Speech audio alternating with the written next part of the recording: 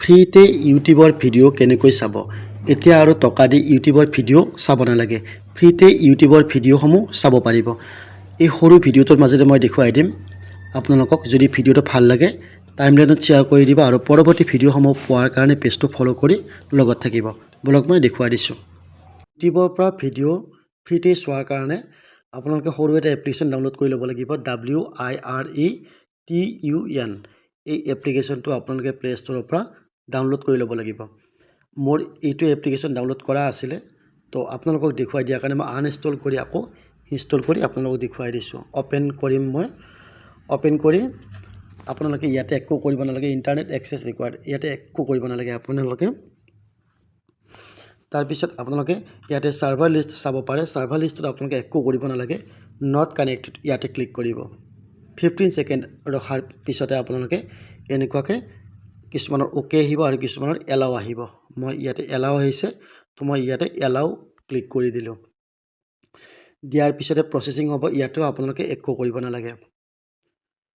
এইখিনি কৰাৰ পিছতে প্ৰচেছিং হোৱাৰ পিছতে সৰু বিজ্ঞাপন আহিব, সৰু বিজ্ঞাপন আহিব।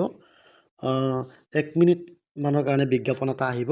সেই বিজ্ঞাপনটো আপোনালোকে চাব লাগিব। এইখিনি যে আপোনালোকে কৰিলে 15 মিনিটছ অলৰেডি আপোনালোকক ডাটা দি দিলে। ডাটাখিনি আপোনালোকে ইউজ কৰিব পাৰে এতিয়া। 15 মিনিটছৰ কাৰণে আপোনালোকে ইউটিউবত গৈ ভিডিঅ' চাব পাৰে। কিন্তু এতিয়া বহুতৰে প্ৰশ্ন হ'ব যে 15 মিনিটছৰ কাৰণে ইমানখিনি কাম কৰিম নেকি? এইটো নহয়, আপোনালোকে বেছি সময় চোৱাৰ কাৰণেও আপোনালোকে কাম কৰিব পাৰে ইয়াতে। তাৰ কাৰণে কি কৰিব লাগিব? ৱাটচ ভিডিঅ' এড ইয়াতে ক্লিক কৰিব। সৰু বিজ্ঞাপনকেইটা চোৱাৰ পিছতে আপোনালোকে কৰিব লাগিব এই পুৰাণ চিনটো কৰি আপোনালোকে ক্ল'জ কৰি দিব। দেখিছেনে আপোনালোকে? প্ৰথম দিছিলে 15 মিনিটছ দিছিলে, নেক্সট আপোনালোকক আকৌ 42 মিনিটছৰ কাৰণে ভিডিঅ' চোৱাৰ কাৰণে MB দিলে। তো এইখিনি যদি আপোনালোকক তাতকৈ যদি বেছি লাগে তেতিয়াহ'লে আপোনালোকে কি কৰিব লাগিব? এড টাইমত ক্লিক কৰিব। এড টাইমত ক্লিক কৰিলে আকৌ এটা আপোনালোকৰ এডভাৰটাইজমেণ্ট শ্ব' হ'ব। বিজ্ঞাপনটো চাব। বিজ্ঞাপনটো চোৱাৰ লগে লগে আকৌ আপোনালোকক 45 মিনিটছৰ কাৰণে MB দি দিব।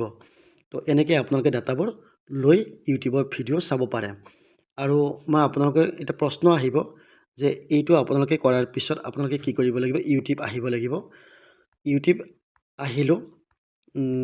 ইউটিউব অহাৰ পিছত আপোনালোকে এই মোবাইলৰ যিটো ডাটা, এই ডাটাটো কিন্তু অন থাকিব লাগিব। এতিয়া বহুতৰে প্ৰশ্ন মনত হ'ব, যদি ডাটাটো অন থাকে তো কেনেকৈ গম পাম যে মোৰ মানে কি বুলি কয়, যিটো ডাটা থাকে অলৰেডি সেই ডাটাৰে আপোনালোকে ভিডিঅ' চাব পাৰিছে। তো আপোনালোকক মই কৈছোঁ, যেতিয়া আপোনালোকৰ ধৰি লওক 2 GB নেট, একদিনত 2 GB নেট বা 4 GB নেট আপোনালোকে পায়, যেতিয়া আপোনালোকৰ শেষ হ'ব, ডাটাটো শেষ হ'ব, তেতিয়া আপোনালোকে এই কামটো কৰিব।